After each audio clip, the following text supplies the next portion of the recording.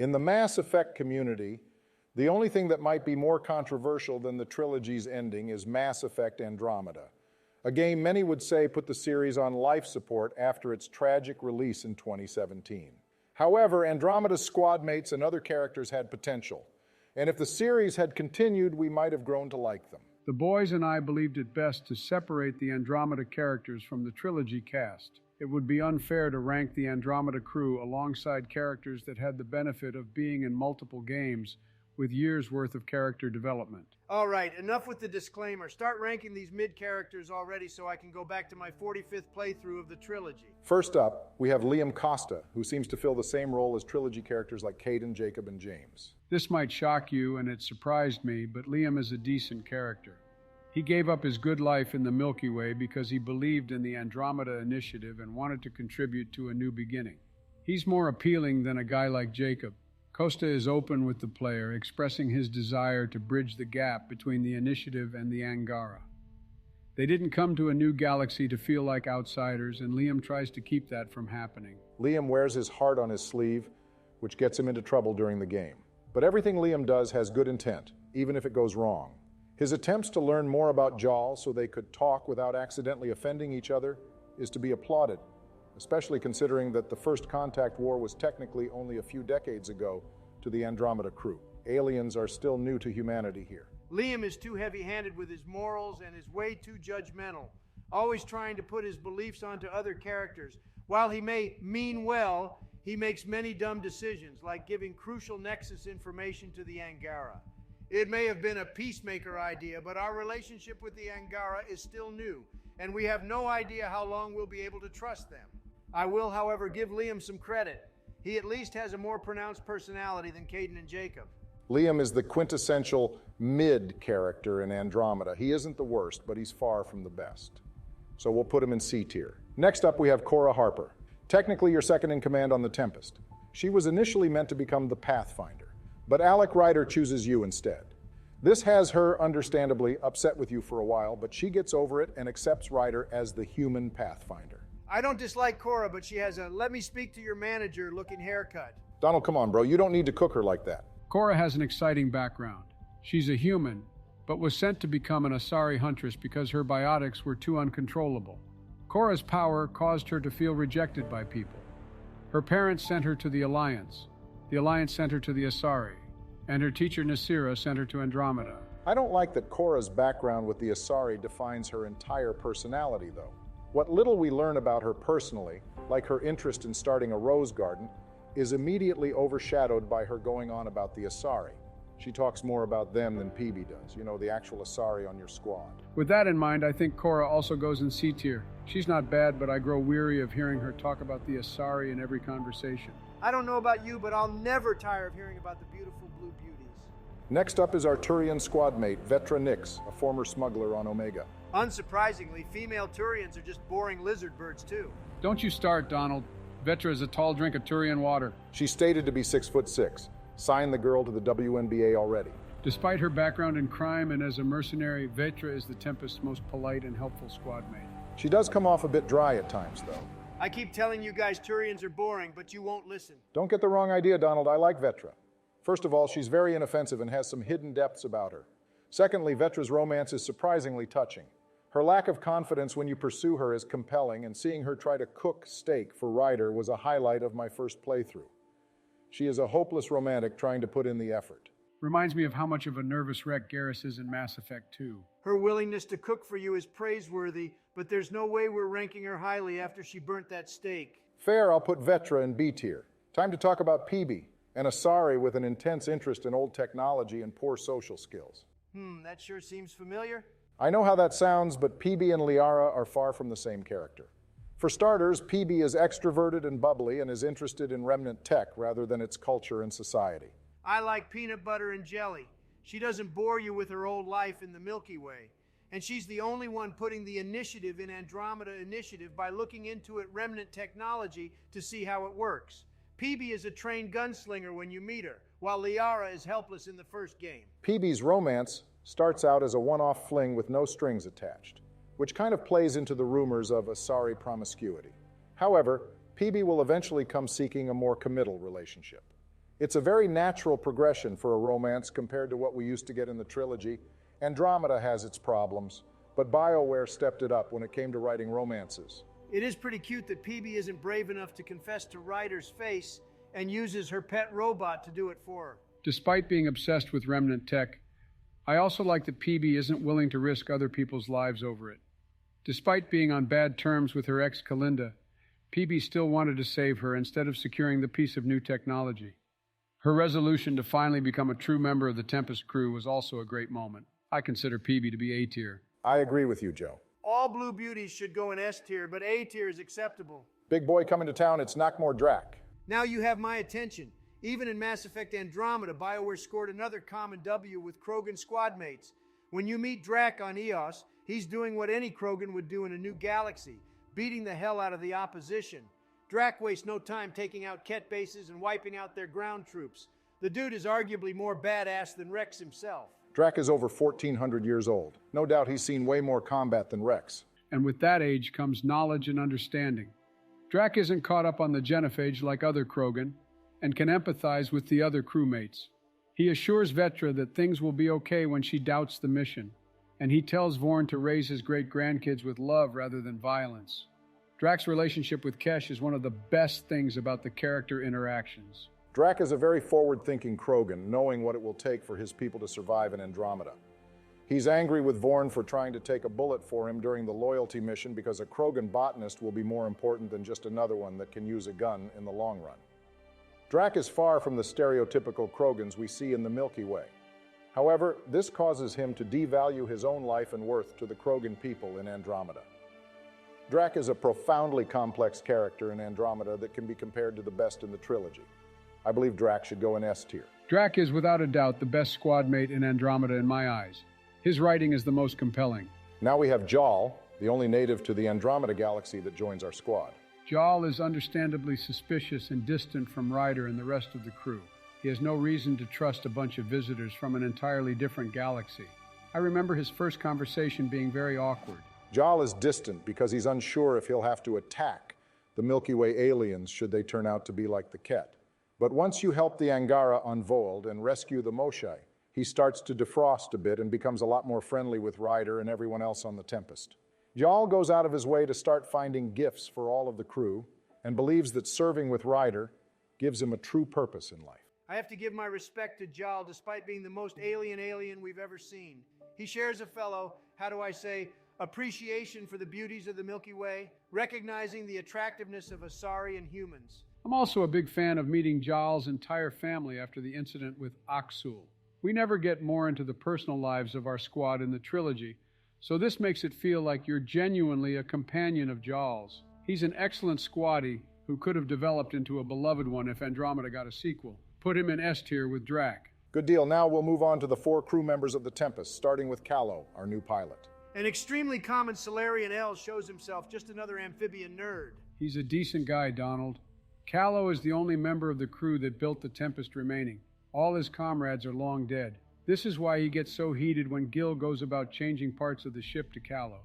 His friends are still here working on the ship, and he doesn't want anything messing with that legacy. Callow and Gil will eventually reach an understanding and bond over the beauty of the Tempest. One thing I'll say about Callow compared to Joker is that Callow's emotional investment in the Tempest makes much more sense. Joker risking his life to die with the Normandy in Mass Effect 2 never really made sense and was a way to force Shepard's death. However, with Callow, the Tempest is the work of his long-dead friends, the last thing he has of them. His connection to the Tempest is more understandable than Joker's to the Normandy. For just a random crewmate, the Solarian has some decent scenes, but he isn't that great. I can't imagine him higher than C tier. I agree, and now we have Gil Brody, the engineer of the Tempest.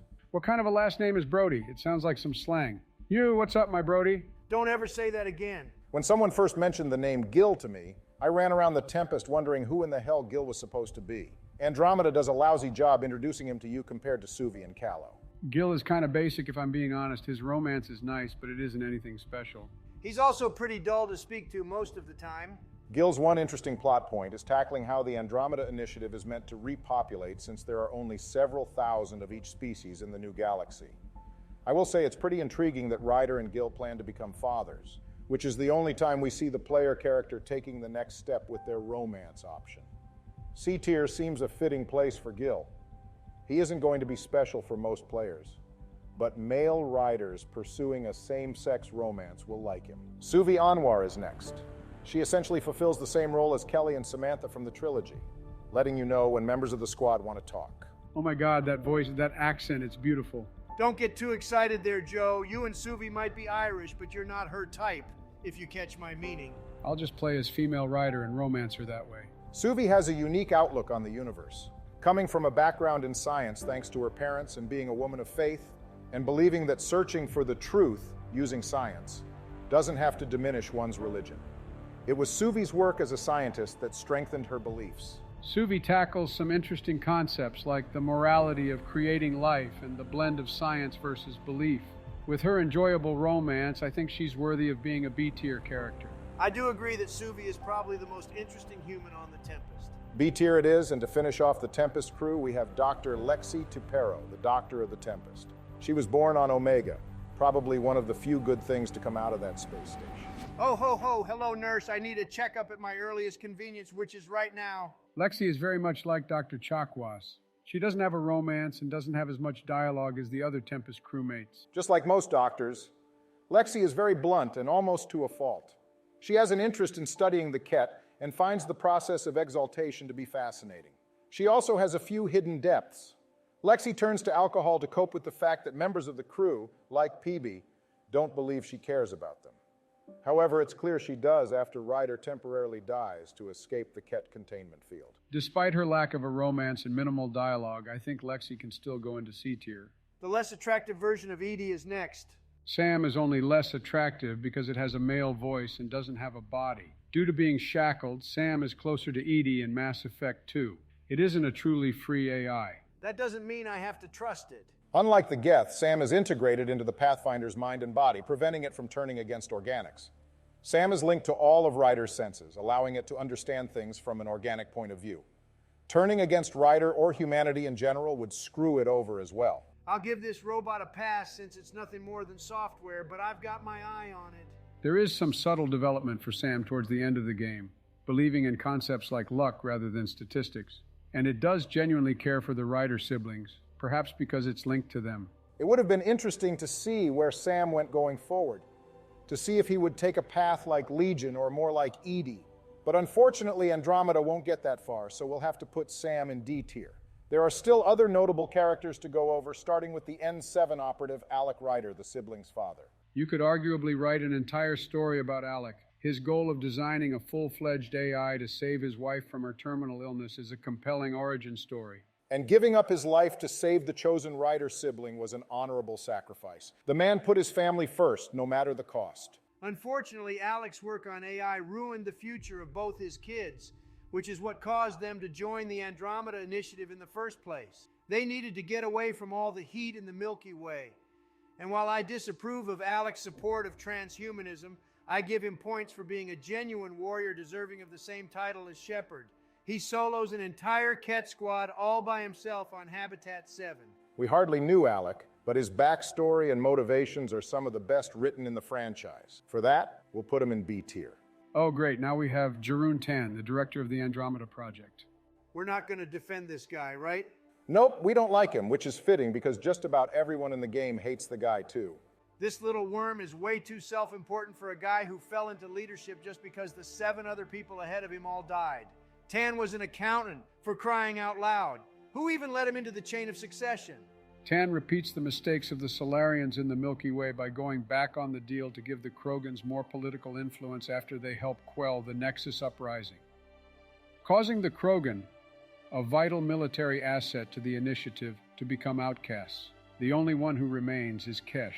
Tan also holds ill thoughts about the Krogan, only seeing them as brutes and believing that giving them any power would ruin everything. This is despite the fact that the Krogan brought to Andromeda were chosen explicitly from clans that didn't participate in the rebellions. This is why younger ones like Kesh and Vorn are atypical to the Krogan we usually meet. Tan has a few moments where he's genuinely cooperative with Ryder and does apologize for treating you like you're unworthy. But we're going to put Tan in F tier. Too many characters in the game dislike this guy, Addison, Kesh, Drac, Sloan, and so on. Too many red flags. Now we have Foster Addison, Director of Colonial Affairs for the Andromeda Initiative. She certainly makes an interesting impression when you first meet her. If by interesting you mean she's annoying as all hell, then yeah, sure, she's interesting. In Addison's defense, she's in charge of handling colonial affairs, and due to the Andromeda Initiative's early struggles, she has no colonies to oversee, which is no doubt stressful. Plus, Addison starts respecting you as Pathfinder when you settle EOS, which I think is fair. She isn't as annoying as Tan or as corrupt as Spender, but she's still both those things, so I say we put her in D tier. It would have been nice to see what kind of character she'd grow into. Speaking of Spender, he's next. Easily one of the worst characters. He's directly responsible for the Krogan leaving the Nexus after the uprising.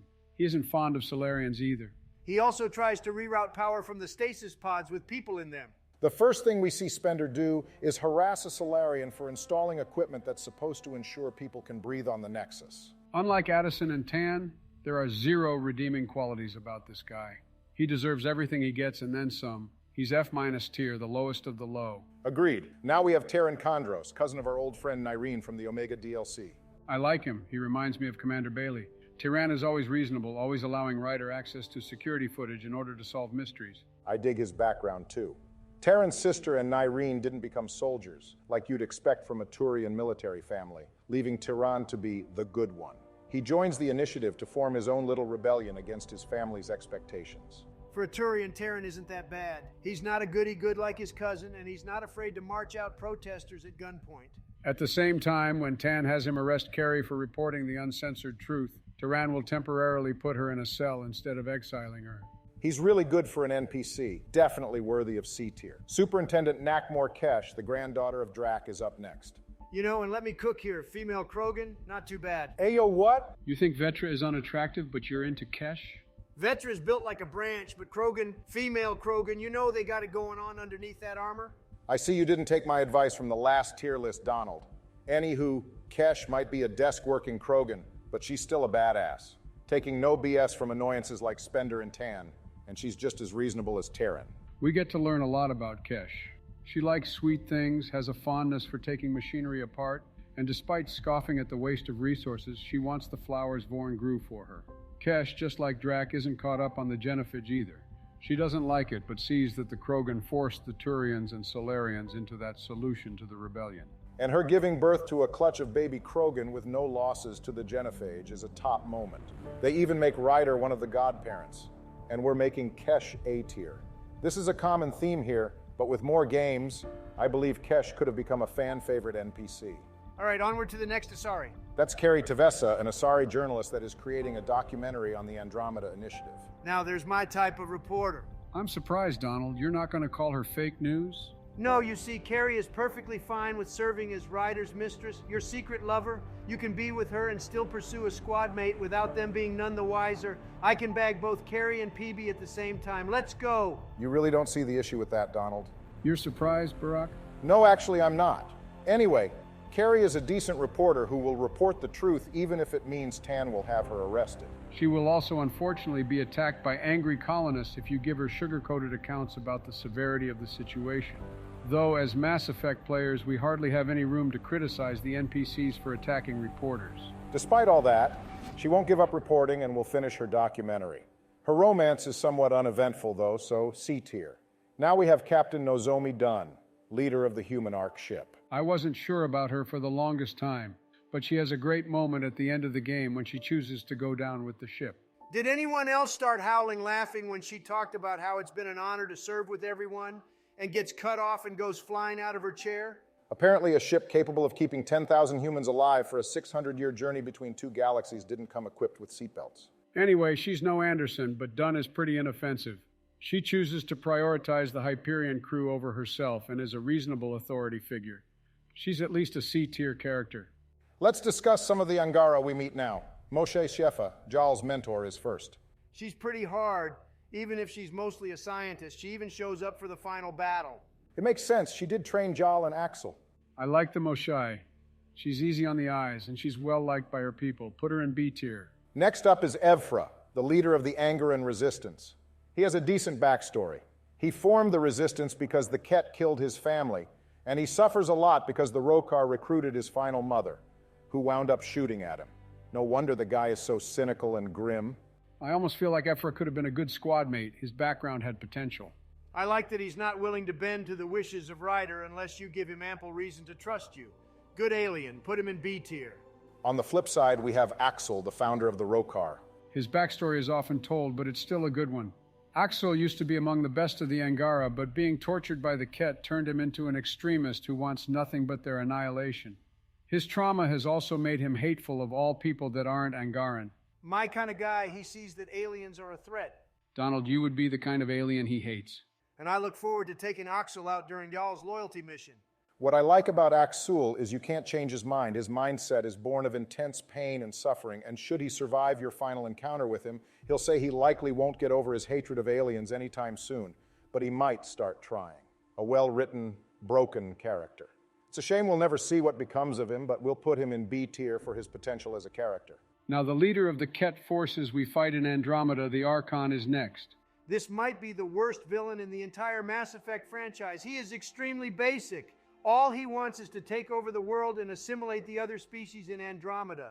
The Archon has none of Saren's or the elusive man's complex motivations, and he isn't nearly as atmospheric as Sovereign.